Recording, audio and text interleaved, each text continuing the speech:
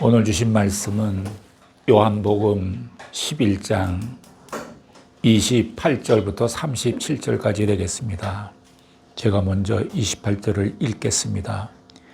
이 말을 하고 돌아가서 가만히 그 형제 마리아를 불러 말하되 선생님이 오셔서 너를 부르신다 하니 마리아가 이 말을 듣고 급히 일어나 예수께 나아가매 예수는 아직 마을로 들어오지 아니하시고 마르다의 맞동 곳에 그저 계시더라.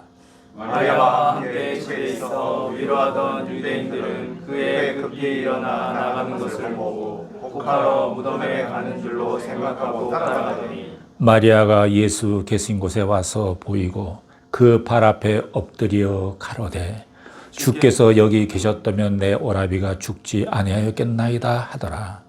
예수께서 그의 우는 것과 또 함께 온 유대인들의 우는 것을 보시고 심령에 동분이 여기시고 민망하게 하사 가라사대 그를 어디 두었느냐 가로되 주여 와서 보옵소서 하니 예수께서 눈물을 흘리시더라. 이에 유대인들이 말하되 보라 그를 어떻게 사랑하였는가 하며 그 중 어떤 이는 말하되 소경의 눈을 뜨게 한 이 사람이 그 사람은 죽지 않게 할 수 없었더라 하더라. 아멘.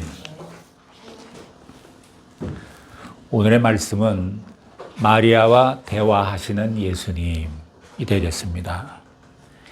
이 세상에서는 상식과 이성적으로 사는 사람들에게는 믿음은 참 먼 이야기 같습니다. 마르다는 예수님을 만난 후에 인간적인 믿음에서 부활의 믿음으로 변화했습니다.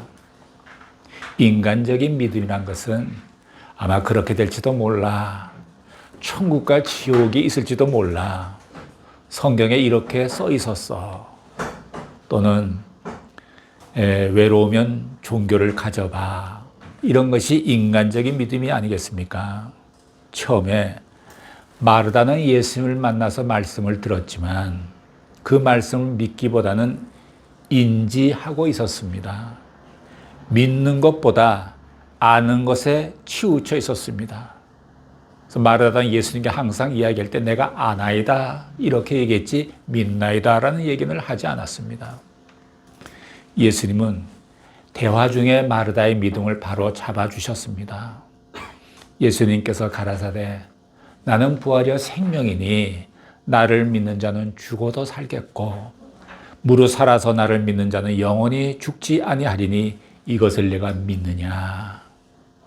예수님께서 이것을 내가 믿느냐라고 도전하신 것입니다. 마르다는 자신의 믿음에 문제가 있음을 발견하고 예수님의 말씀에 힘입어서 자신의 믿음을 바꾸기 시작합니다. 우리도 인간의 이성에 기초한 믿음을 버리고 성령에 근거한 약속의 믿음을 가져야 합니다. 이제 마르다는 말이 달라지기 시작합니다. 사람이 믿음을 갖게 되면 먼저 말이 달라집니다. 부정적인 사람은 긍정적인 사람으로, 남을 비판하던 사람은 변해서 칭찬하는 사람으로 바뀝니다. 예수님의 말씀에 항상 아나이다라고 대답하던 마르다는 주는 그리스도시요 세상에 오시는 하나님의 아들이신 줄 내가 믿나이다 라고 고백하면서 믿기 시작합니다. 마르다의 말은 이전과는 확실히 달라졌습니다. 마르다의 말에서 세 가지 변화를 발견합니다. 첫째는 마르다의 믿음이 아멘 신앙으로 바뀐 것입니다. 주여 그러하오다 라는 말은 예수님의 말씀에 동의를 표하는 것입니다. 둘째는 마르다의 믿음이 신앙 고백으로 변한 것입니다. 주는 그리스도시요 하나님의 아들이심을 내가 믿나이다 라고 고백한 것입니다. 이런 고백이 믿음의 핵심입니다. 셋째는 마르다는 더 이상 안다, 아나이다 라고 말하지 않고 믿나이다 라고 말하게 됐습니다. 예수님은 부활과 생명이신 것을 믿습니다. 아멘 그렇습니다. 이렇게 고백을 하는 것입니다. 마르다는 이 사건이 있기 전에도 예수님을 사랑했고 주님을 만난 적이 있습니다. 그런데 이제야 진정으로 변화되는 것 같습니다. 인간적인 믿음을 가진 분은 마르다와 같이 변화되기를 바랍니다. 오늘의 본문 28절을 보시겠습니다. 28절 시작. 이 말을 하고 돌아가서 가만히 그 형제 마리아를 불러 말하되 선생님이 오셔서 너를 부르신다 하니. 마르다의 모습이 좀 변했다는 것을 알 수가 있습니다. 첫째로 마리아를 대하는 태도가 달라진 것입니다. 그들의 성격은 판이하게 달랐습니다. 마르다는 좀 직설적이고 활동적이고 개방적인 성격인 반면에 마리아는 좀 수동적이기도 하고 좀 수줍어하는 성격입니다. 마르다와 이 마르다의 변화된 모습은 누가복음 10장에 보면 비교하면 잘 알 수가 있습니다. 예수님께서 마르다와 마리아의 집을 방문하셨습니다. 마리아는 예수님의 발 밑에서 말씀을 듣고 있고 마르다는 예수님을 맞이해서 청소하느라 음식장만 하느라 분주하게 움직였습니다. 정신없이 바쁘게 일하던 마르다는 예수님이 옆에 앉아 말씀만 듣고 있던 마리아를 보다가 화가 좀 났습니다. 그래서 예수님께 주여 내 동생이 나 혼자 일하게 두는 것을 생각하지 아니하시나이까 저를 명하사 나를 도와주라 하소서 이렇게 말을 했습니다. 마르다는 예수님을 사랑하지만 예수님께 이래라 저래라 지시까지 했습니다. 우리가 하나님께 기도할 때에 자신의 계획에 맞춰서 자신의 방법대로 응답해 달라는 것과 똑같습니다. 물론 언니 마르다는 동생 마리아를 사랑했습니다. 그러나 자매는 성격이 다르기 때문에 다소 충돌한 적도 있지 않을까 봅니다. 그런데 요한복음에서는 시간이 좀 지나서 변화되었는지 마르다가 부드러워졌습니다. 이 마르다는 돌아가서 가만히 그 형제 마리아를 불러 말하되 선생님이 오셔서 너를 부르신다라고 전해줍니다. 여기에는 무슨 시기나 질투가 섞여 있지 않습니다. 따뜻한 마음이 담겨 있습니다. 마르다는 마리아를 조용히 불렀습니다. 떠들지 않았습니다. 인격적으로 예수님의 메시지를 전합니다. 여기에는 예수님에 대한 사랑과 마리아를 배려하는 마음이 전제되어 있습니다. 사랑에는 눈에 보이지 않는 배려가 깔려 있어야 합니다. 사랑은 내용도 중요하지만 상대방이 상처받지 않도록 배려하는 마음도 동반되어야 합니다. 주께서 너를 부르신다라는 메시지를 전달한 것입니다. 설교하는 저로서는 사랑하는 마음으로 따뜻하게 배려가 깃든 메시지를 정확히 전하고 있나 자신을 돌아보게 됩니다. 보통 설교하는 목사님들이 사랑하는 여러분이라고 말하지 않습니까? 저는 그렇게 못했어요. 그게 좀 립 서비스 같기도 생각했어요. 어쩌면 좀 위선적일지 모른다고 지나치게 생각도 했어요. 하나님의 시선으로 봐야 사랑하는 여러분이라고 말할 수가 있어요. 제가 그런 말씀 드린 적이 있었죠. 과거 하나님을 사랑한다고 했지만 그 사랑은 교리적으로 배워서 한 이성적인 사랑 또는 교리적으로 세뇌된 사랑이었다고. 깊이 없는 습관적인 사랑이었던 것 같아요. 그런데 십자가를 계획하시는 하나님 아버지의 마음을 헤아려 알고 나면서부터 하나님의 사랑이 알게 됐고 하나님의 사랑이 내게 들켜진 거예요. 그때부터 하나님을 실제적으로 교리적이 아니라 실제적으로 사랑하게 되었어요. 하나님을 향한 견딜 수 없는 사랑, 연민의 정의 용서순침을 금할 길이 없는 사랑을 하게 된 것이죠. 실제적인 사랑을 하게 되면 하나의 증상이 나타나는 것 같습니다.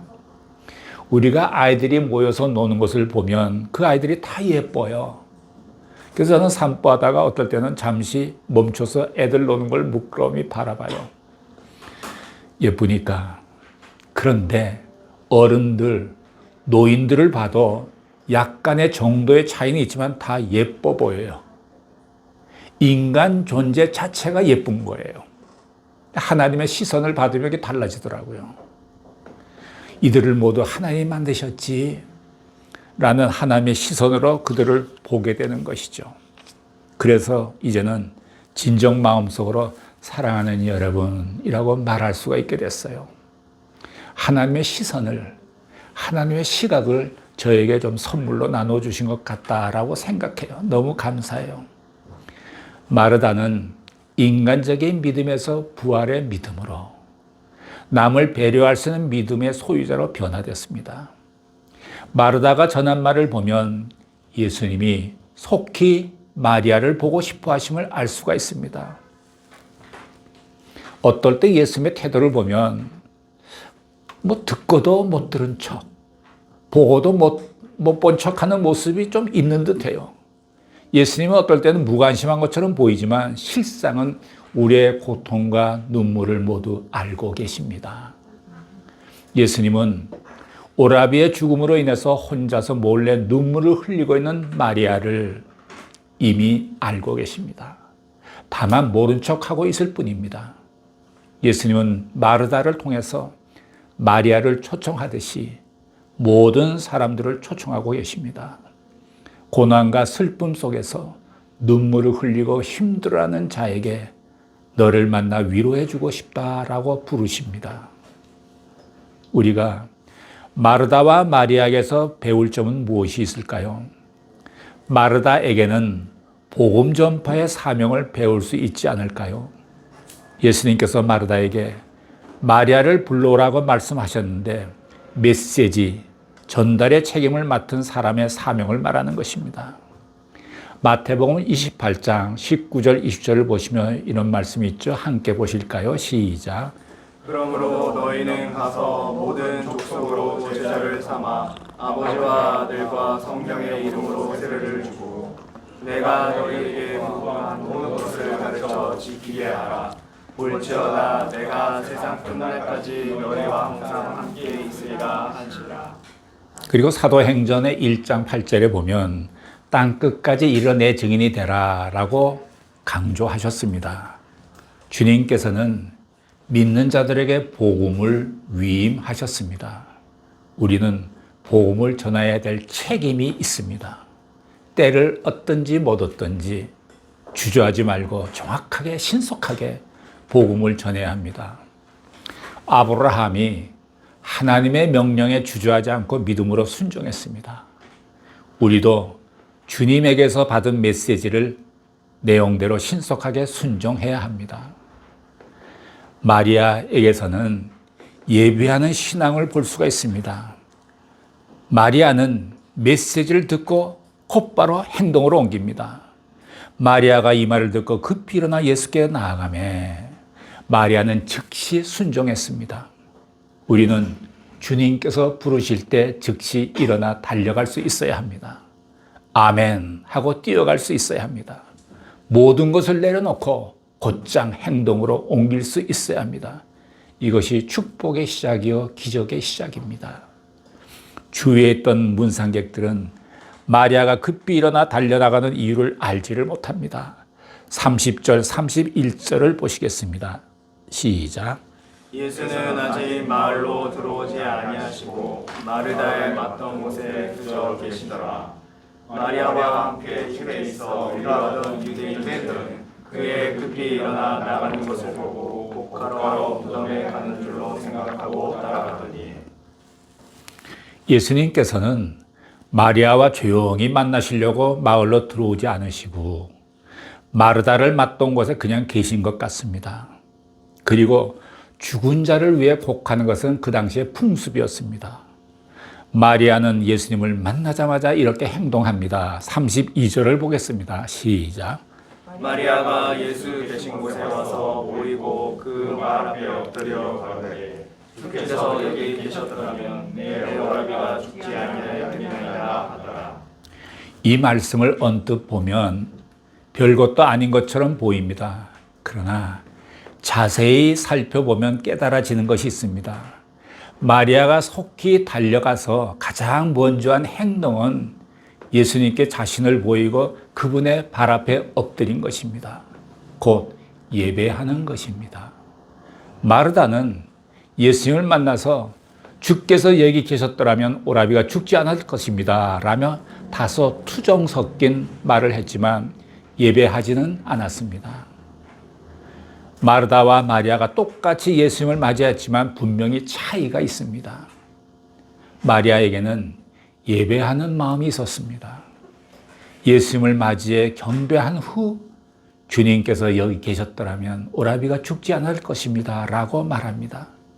모든 것은 선이 있고 후가 있습니다. 우리가 창세기를 살펴보면 하나님께서 6일 동안 천지를 창조하시고 안식일을 만드셨습니다. 살펴보면 하나님께서 6일간 모든 것 창조하시고 제7일째 안식하셨는데 그런데 인간은 6일째 만들어졌습니다. 6일째 만들어졌기 때문에 인간에게는 그 이튿날이 안식일이 되었습니다. 하나님의 안식일과 인간의 안식일 리듬이 좀 다릅니다. 하나님께서는 먼저 일하시고 안식하셨고 인간은 먼저 안식하고 일하는 것이 인간의 안식일 리듬입니다. 하나님의 리듬하고 조금 달라요. 선과 후가 달라요. 무엇을 의미합니까? 인간은 먼저 하나님께 예배를 드리고 난 후 그리고 일을 시작해야 된다라는 의미입니다. 항상 이 선과 후가 분명해야 합니다. 마리아의 행동에서 그는 먼저 예배였고 그리고 인간의 일이었습니다. 우리들도 무슨 일을 하든지 먼저 예배가 있어야 합니다. 우리가 예배할 때에 주님의 기름 부으심이 있고 기적이 있습니다. 우리는 항상 급한 일을 만나고 하고 싶은 말들이 많고 힘들고 고통스러운 일들을 자주 당합니다. 그러나 모든 것을 극복하고 먼저 예수님께 무릎 꿇고 경배 드려야 합니다. 33절부터 35절까지를 보시겠습니다. 시작. 예수께서 그의 우는 것과 또 함께 온 유대인들의 우는 것을 보시고 심령의 통분이 여기시고 민망히 여기사 가라사대 그를 어디 두었느냐 가로되 주여 와서 보옵소서 하니 예수께서 눈물을 흘리시라. 예수님께서 심령의 통분이 여기셨다는 것은 굉장히 중요한 것 같아요. 범죄한 인류를 지배하고 있는 사망 권세에 대해서 분노하시고 계시는 마음으로 해석할 수가 있습니다. 사망 권세를 깨뜨리시고 인간의 울음을 멈추게 하는데 하나님의 아들이 세상에 오신 목적이 아니겠습니까? 예수님께서는 내가 사랑하는 사람들을 질병이나 슬픔, 고독, 죽음 등으로 이렇게 비참하게 만들 수 있느냐라고 분노하신 것입니다. 예수님은 사랑하시는 사람들의 눈에서 눈물을 흘리게 한 죽음의 권세에 대해서 분노하십니다. 통분이 여기십니다. 사람들이 아파하고 고통스러워하는 것을 보고 감정의 동요를 일으키십니다. 그래서 예수님이 눈물을 흘리신 것입니다. 예수님은 하나님의 아들이시지만 사람과 똑같은 인성을 가지신 분입니다. 우리와 동일한 감정으로 아픔과 슬픔과 고통을 느끼십니다. 예수님께서 죽은 나사로를 어디 두었느냐고 물으십니다. 예수님은 죽음의 권세에 대한 분노로 나사로의 시신이 있는 곳으로 가자고 합니다. 이 말씀은 곧 예수님께서 내가 죽음을 대면하겠노라. 거기서 내가 죽음과 대결하겠노라. 이런 마음인 것이죠. 우리 인간은 죽으면 끝이라고 생각하는데 예수님은 그렇지 않습니다. 인간은 이처럼 처참하게 만드는 사망의 세력을 부수러 가겠다는 뜻입니다. 고린도전서 15장 55절 56절에 보면 이런 말씀이 있죠. 시작. 사망아 너의 이기는 것이 어디 있느냐 사망아 너의 쏘는 것이 어디 있느냐 사망에 쏘는 것은 죄요 죄의 권능은 율법이라. 부활신앙을 갖고 있는 그리스도인들은 사망의 권세에 맞설 수 있는 능력을 갖고 있습니다. 즉 죽음과 싸워 승리할 수 있다는 것입니다. 그래서 예수님은 나사로의 무덤으로 가자라고 사망과 대결하려는 자세를 보이십니다. 우리의 결국은 사망 권세를 깨뜨리고 죽음을 이기고 부활하고 하늘나라에서 영생하는 것입니다. 장차 이런 놀라운 일이 우리 모두에게 일어날 것입니다. 현재의 고난, 질병, 가난, 소외감에 연연하지 마십시오. 믿는 자에게는 사망의 권세가 믿는 자를 다스릴 수 없습니다. 예수의 보혈로 죄 시천받은 자를 사망의 음침함이 어떻게 할 수 없습니다. 장차 잠들게 될 우리들을 일으켜 세워주실 예수님, 그분을 항상 기대합니다. 인생이 고통 가운데 있다 할지라도 우리의 고통에 눈물 흘리시는 예수님으로 인해서 큰 위로가 되시고 부활의 소망을 굳게 갖고 살아가는 우리 모두가 되기를 예수님의 이름으로 축복합니다.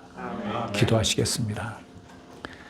사랑하시는 하나님 아버지, 사망 권세와 대면하시는 예수님, 죽음과 대결하시는 예수님을 보았습니다. 우리의 고통에 눈물 흘리시는 예수님의 모습도 보았습니다. 우리 모두가 하늘로부터 오는 위로를 경험하며 부활의 소망을 갖고 인생을 갈등과 두려움 없이 살아가게 하여 주시옵소서. 예수님의 이름으로 기도드렸습니다. 아멘.